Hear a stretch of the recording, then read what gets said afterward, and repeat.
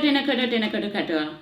Welcome to Kōrero With Vaishali, where everyone comes to love, laugh, live the moment and inspires all to live our life in its authentic way, being the best version of ourselves.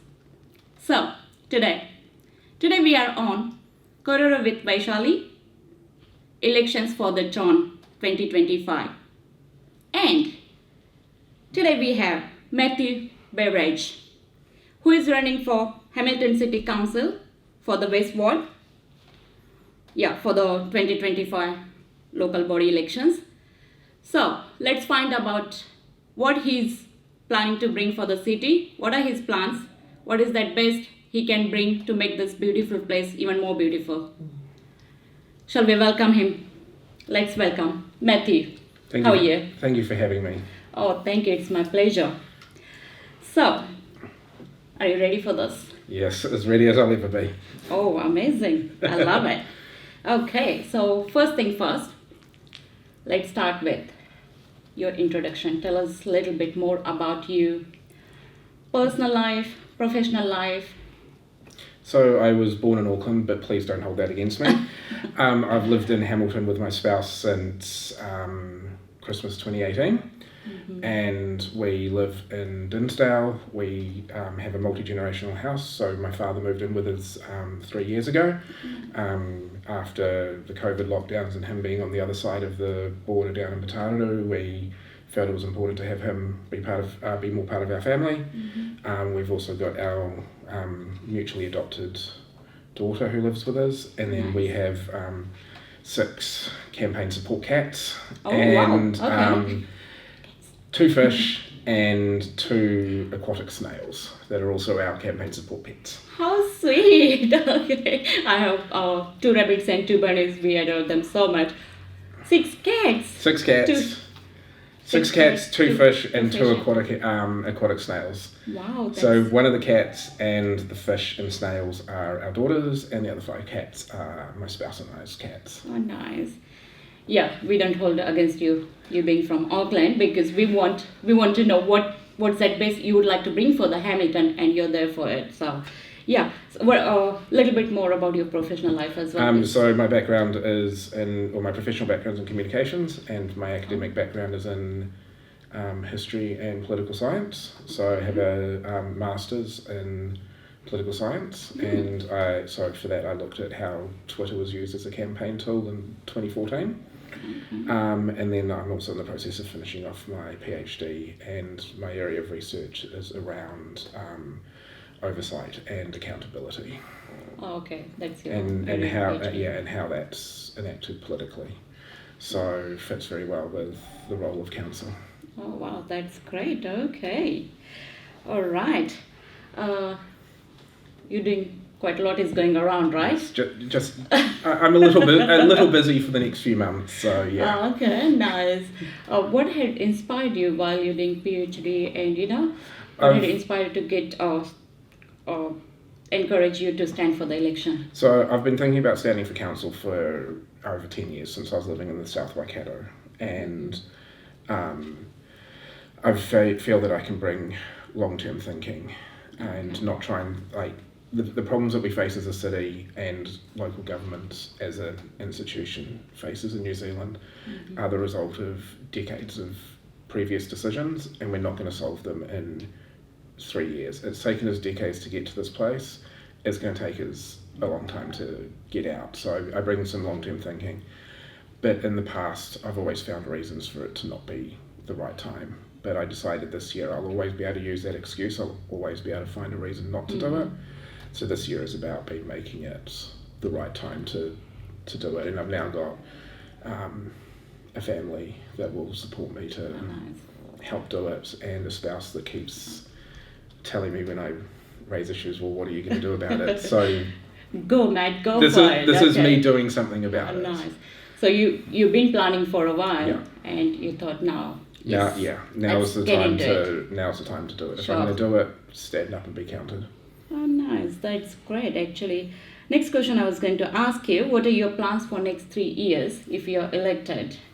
As I said, the issues that we face as a city and as local government are long-term issues that I want to work with councillors across the board to try and address those, because it's time that we stop moving the problems around and start actually working on the solutions. And part of that is also going to be working with other councils and with central government to address some of the issues that are causing, or some of the underlying drivers of the issues that we're facing. Oh, great. So the issues that we, as a council, if we cannot solve, we always have option to go to central government and demand, okay, please, my city needs this, can you please look into it? It's also about working with central government to make sure that the laws that they pass are not placing mandates on local government that are not funded, because there's lots of things that central government expects local government to do, but we're not funded directly by them to do it. So one of the things is it's local government that does alcohol licensing.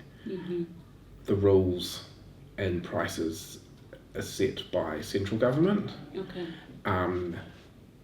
and local government has to do a whole bunch of work if we want to charge a different price other than just what's in the law, and that law hasn't been updated in 13 years. So that's why you've recently seen Hamilton City Council do some consultation on the cost of liquor licensing, because for a number of years it was a case of the ratepayer funding nearly a third of the cost of administering the liquor license system, but it was private enterprise that were benefiting from that subsidisation. So they've put the prices up. So yeah, it's about working with central government that when they expect council to do something, there are ways, either through direct funding or the ability to do user charges that have are regularly updated to reflect the increasing cost of doing things. Okay, interesting. Okay, as I can say, actually, I was going to ask how you balance work-life balance, because you have quite a lot going around, but I think your passion is aligned to what you're doing. Yeah. Still, I will ask the question. How do you hear? I do get invigorated by the things that I do. So my PhD research is, I find it intellectually challenging, and if I'm not intellectually challenged, I get bored really easily. Can feel that. I'm like same. I find my current day job, which is in communications, is also again the same. It provides a challenge to me to help keep my mind occupied, and I also thoroughly enjoy supporting my spouse in the ways that I can with them, and supporting their small business to allow them to do what they're good at by doing what I'm good at. That's wonderful. Thank you. Okay. Next thing I'm going to ask, I think there's been a little bit of talk about this around. So what do you think about the attendance for meetings and briefing? Should it be compulsory for every councillor? I think no matter what job you're in, there's always going to be times where you're not able to make a meeting because you're sick, or you've got family members who are sick, or you're away on other council business. But I think on the whole we do need to do much better than we have had this term. I know there are some councillors who are only turning up to 4 out of every 5 meetings. I know that there's also one councillor who is on the community grants committee, and of the 4 meetings that they've held this year, he hasn't turned up to any. 4 meetings they've held this term, he hasn't attended any of them, and I think that's really disrespectful to the people seeking grants from the community, because a lot of them are not-for-profits or rugby clubs or whatever, and it's volunteers who are putting in the effort to put these proposals together, and then to just not turn up is disrespectful. I support Sarah Thompson's position that if she's elected mayor, she will change standing orders so that the attendance for workshops and briefings is A, recorded, and B, made public, because at the moment we don't know we only know who's turning up to council meetings and committee meetings. We don't know. And also those figures only tell you that they were there for part of it. They don't necessarily tell you that they were there for the whole meeting. So I'm committing to attending as all of the meetings that I'm and briefings and workshops that I'm able to, unless there's some reason like family sickness. Yeah. And I'll also make Things use. happen. Yeah, and I'll also make use of the tools that we've developed during the pandemic that allow us to attend when we're well enough to engage, but we don't want to make our fellow councillors sick. So if I've got a bit of a sniffle, I'll be attending from home or from my office, but we need to do much better. If you're not there, how can you make informed decisions? Good one, thank you. Okay, next one. This is one of my favorite one actually. What are your thoughts on cutting on libraries or any other services around which leave biggest impact on residents or, yeah. So I am opposed to any cuts to library services, library hours, pool services, anything like that.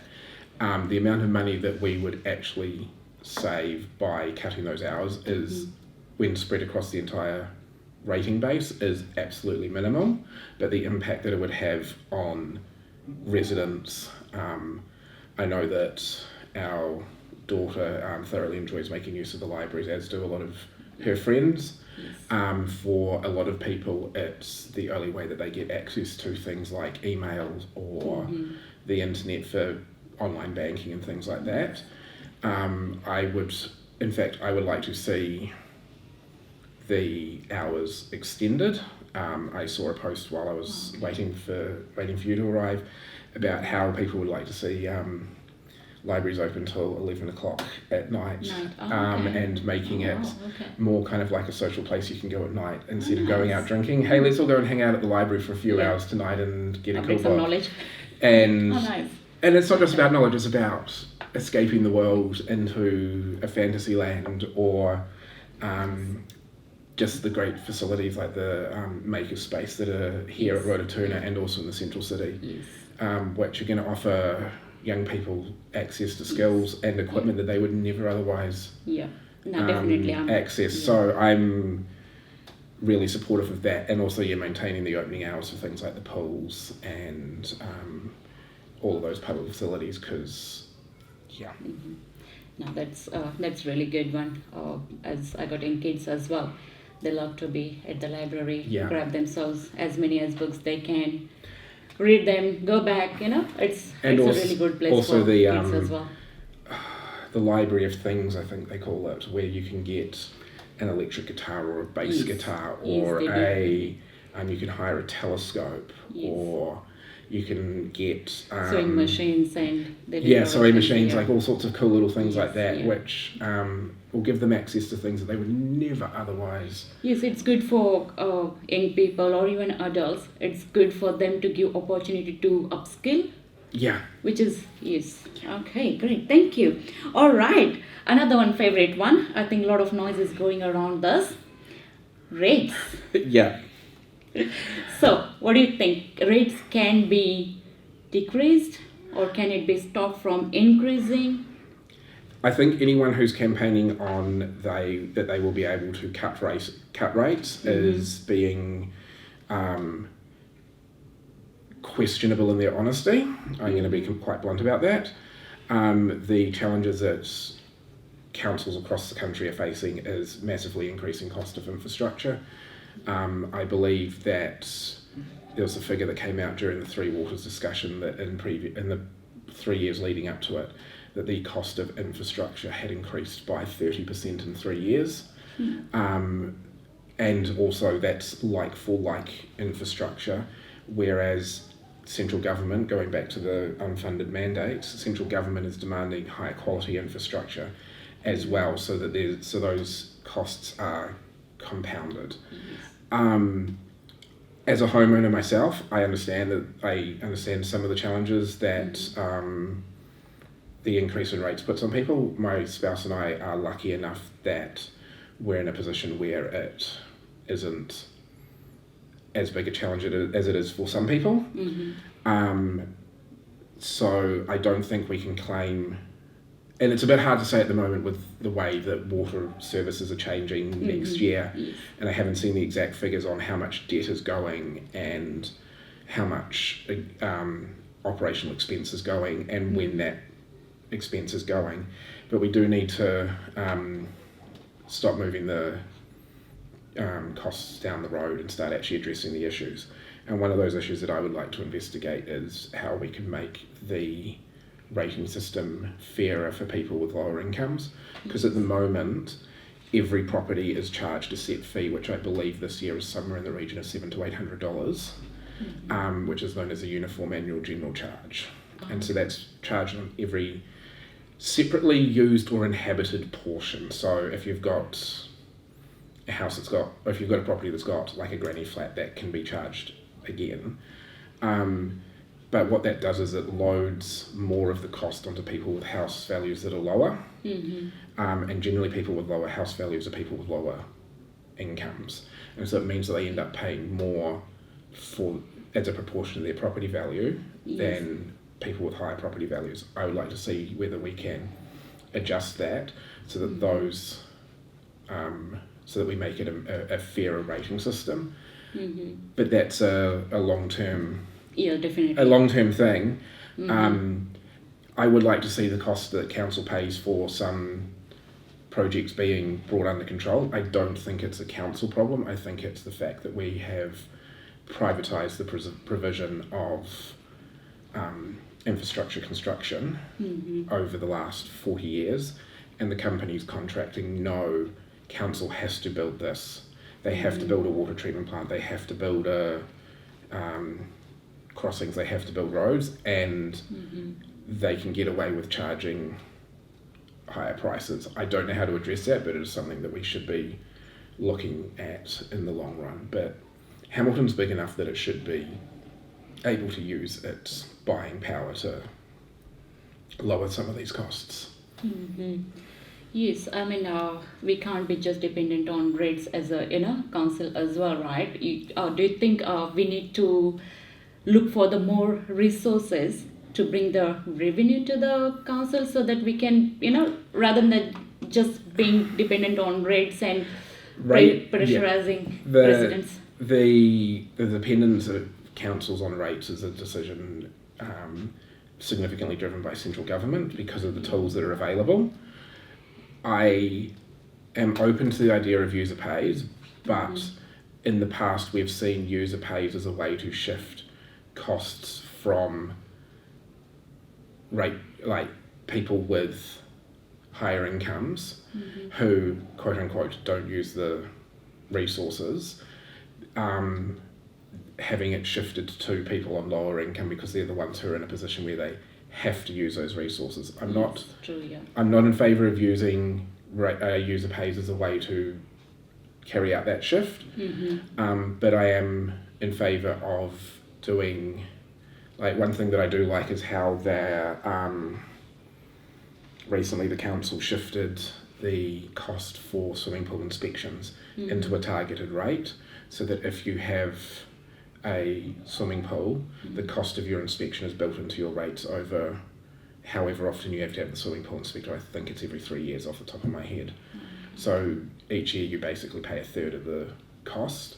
That then means that it's the people who have the swimming pool who are paying the full cost of inspecting that pool. And it's not being placed on those of us who aren't in a position to have a swimming pool. So I'm open to the idea of user pays or other ways of targeting revenue raising, but it needs to be done so that it doesn't continue to add penalties to those who are at the bottom of the tree when it comes to income and stuff like that. Okay, great. Thank you for your insight. All right. Okay, let's move on to next one. Okay. Already you're helping your wife with her small business. But we will go on a little bit bigger platform. So what would you like to do, or what you do to help small businesses around, local businesses and small businesses around? What are your plans? What opportunities you create for them? One thing that really struck me yesterday is that we had the All Blacks versus France in Hamilton playing yesterday. But the only activation that occurred was on Friday in Central Place during like around lunchtime. And I'm not even sure if school holidays are still going on Friday. So you're having something that was targeted at kids at between 10 and 12 on a Friday in town. I think we can do a lot more to activate the awesome, like we can support local businesses by activating spaces like Garden Place, like Claudelands, and places where there's businesses already, and we can do things to help draw people into the city, even if it's for a one-off. If someone comes in and spends $50 that they weren't otherwise going to spend, that's $50 in a small business's pocket or in their cash till that they wouldn't have had otherwise. So I would support doing more things to activate, and it's not just about activating the central city, it's activating out here at the Rototuna where there's a number of small businesses over by Woolworths and things like that. It's also about activating in Grey Street, in off the central city where there's again a lot of small businesses.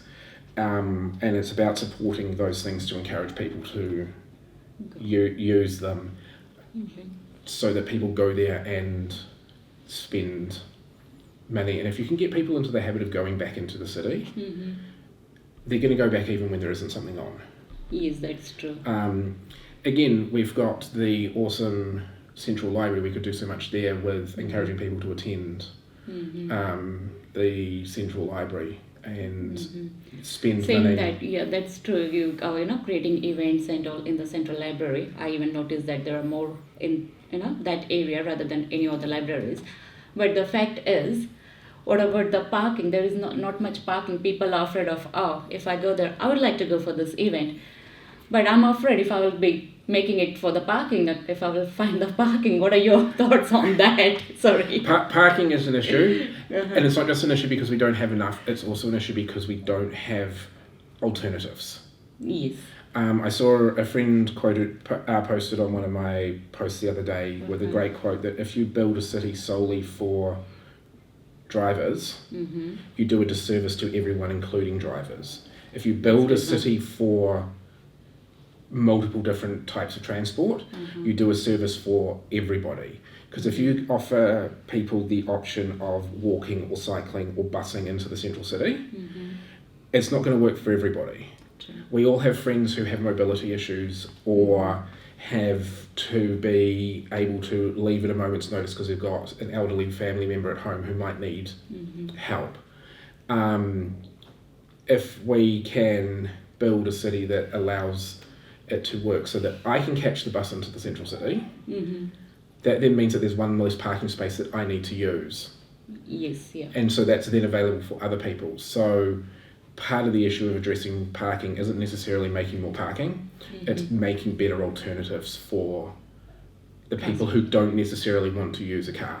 I've spent 3 months in London and I absolutely love the fact that you could walk down to the local high street, jump on the tube and be at the other end of London in 30 minutes. Doing that in a car would have been beyond impossible. So we coming to the infrastructure. Now. But the problem is that regional or public transport is funded and planned by regional council, but where the bus stops are and where the roads go is planned by local by like the city government as opposed to the regional government. And so you get, it's another friction layer of getting those two to work together. And I know there's been some issues with things like in-lane bus stops where people have felt that it negatively disadvantages drivers. And I know that the research shows that it doesn't, or if there is a negative effect, we're talking about on the order of seconds on a 15-minute journey, which is nothing, but it's about helping. The council could do a better job of communicating why it's making choices to do things, and also why it's making choices to not do things. So a great example of that is the recent kerfuffle online around the council voted to keep its part of Cobham Drive from basically the roundabout for the Clarence Street Pack and Save, through to the traffic lights by where the roller skating place is. I can't remember what street it is.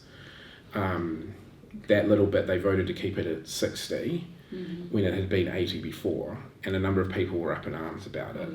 But that's because NZTA, who control the rest of Cobham Drive, are looking at keeping it at 60 as well. But the council made that choice and have not done a great job of communicating why they went against 56% of submitters.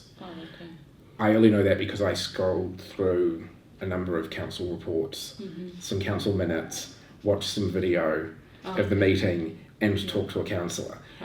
The average person is not going to do those 4 things. I only do it because I'm a weird local council interested person.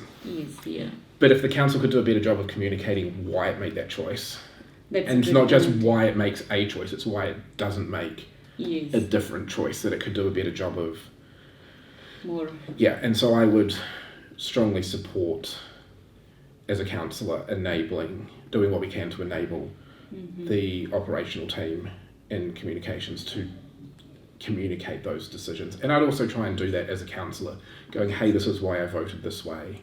And Louise Hutt's a great example of that, of laying out what happened in meetings, why she voted a certain way, and things like that. So I would Yes, we all love to hear the reason.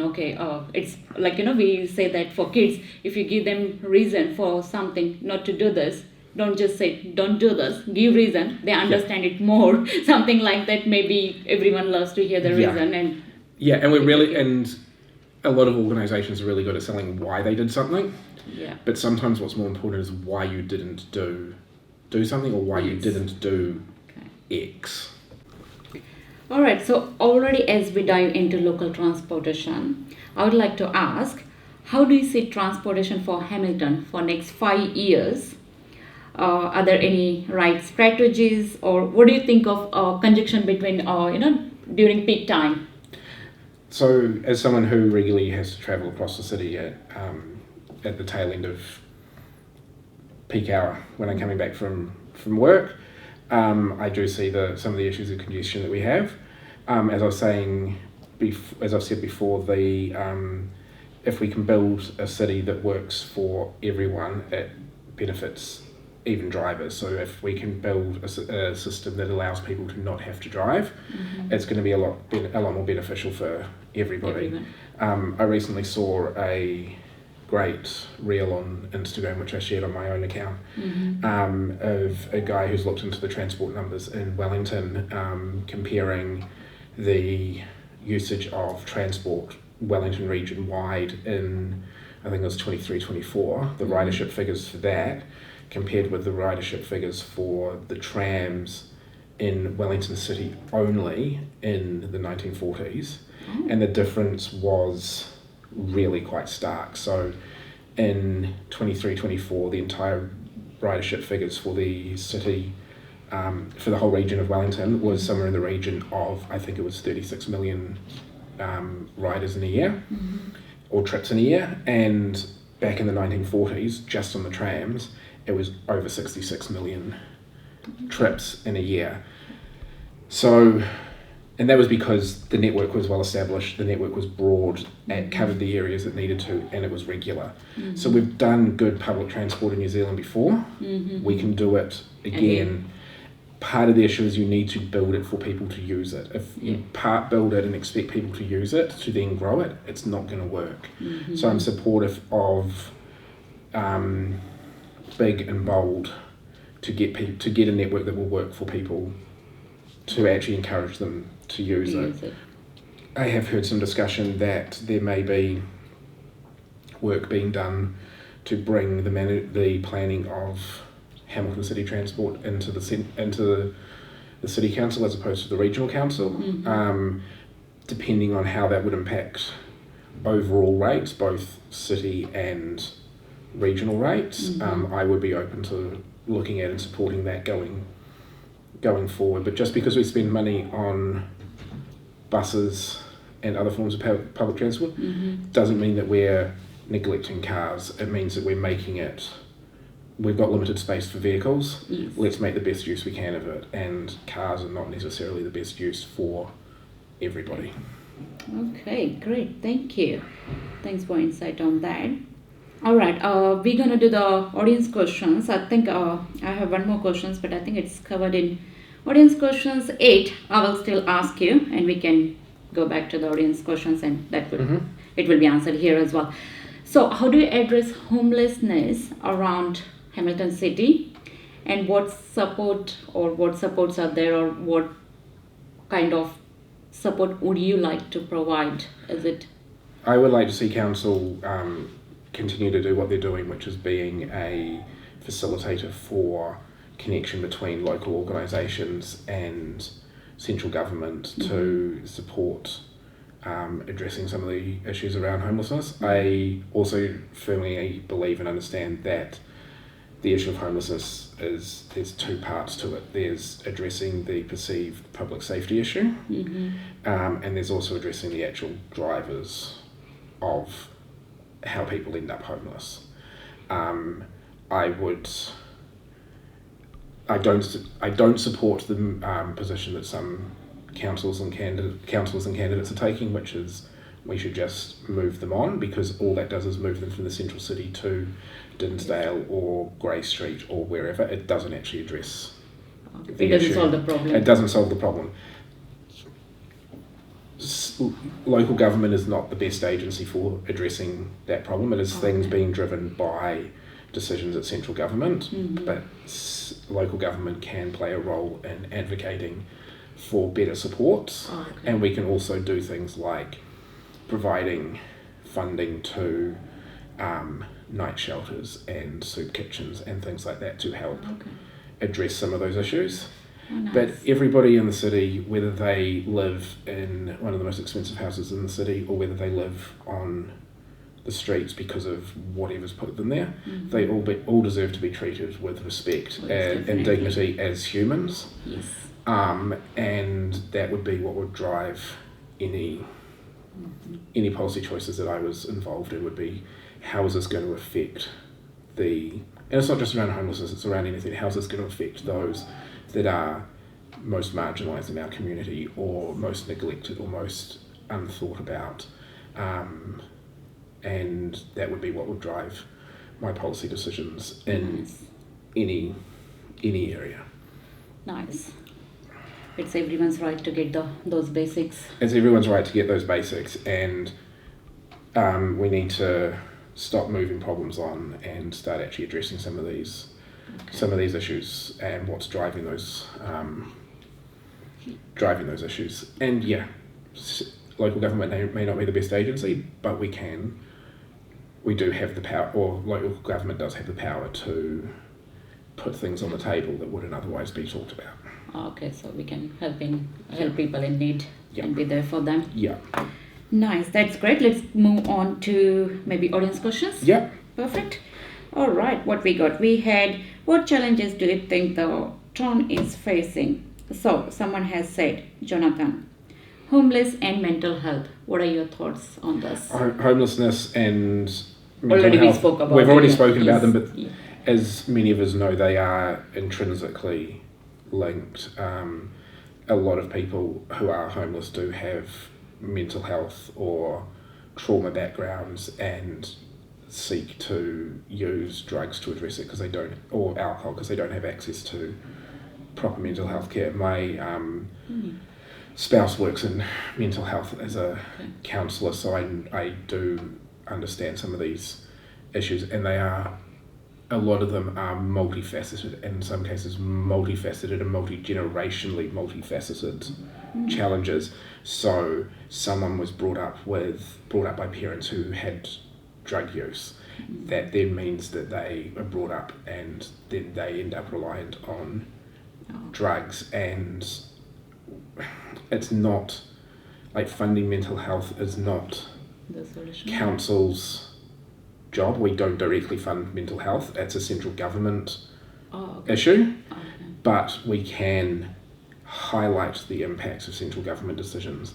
We can also do things that make it easier for people that are struggling? People are struggling, but we can also do things to make it easier so that when central government wants to build mental health facilities, or a psychologist goes, I want to go into private practice and try and do things, we can do stuff to help them keep their costs down, to then enable them to provide services to people who maybe wouldn't otherwise be able to afford it. So I'm open to exploring those ideas, and if there's someone out there who's got an idea on how they can, how we could make things easier, come and talk to me, because I don't have all the solutions, but I'm willing to put myself up there with to push ideas that have evidence to back them.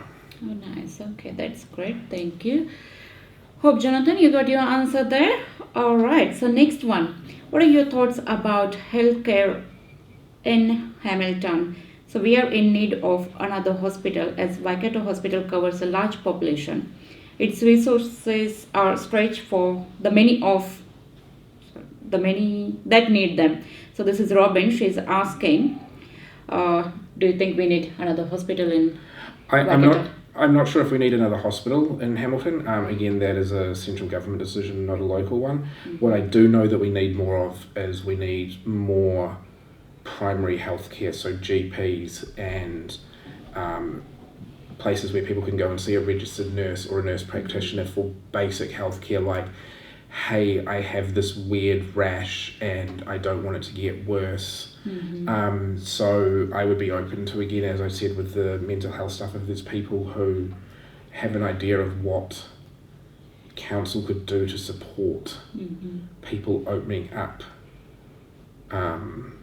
primary healthcare and keeping the long-term, like the running costs as low as possible, come and talk to me, give me some evidence. I'm happy to back things that have evidence that will show that this will help our community. I'm not going to sit here and go, yes, council should open its own healthcare facility, because that's not council's job. Yes, but it's council's job to make it as easy for someone else to open up a primary healthcare place as possible. Yeah, that's true. Thank you. Thanks for all the insights. And now comes the real surprise question. As we are going to give you the grant of $1 million, what would you use it on? What would I use $1 million on? I would use it to activate those spaces that we were talking about earlier. So places like Garden Place or Grey Street or Dinsdale to do things. I would also look to fund, so I've been involved for the last couple of months with a group called the Norton Community Collective over in Norton, which started as just a group of people meeting at the Western Community Centre to talk about how we can bring more life to Norton in particular. And so I would look at giving some significant grants to organisations or to groups like that who are going to be able to get things done because they have community support. So yeah, it would be a combination of activating spaces to help grow or to help support businesses. Nice. And also giving some funding to community groups to help them make their community, just make their community a nicer place for them to be. Yeah.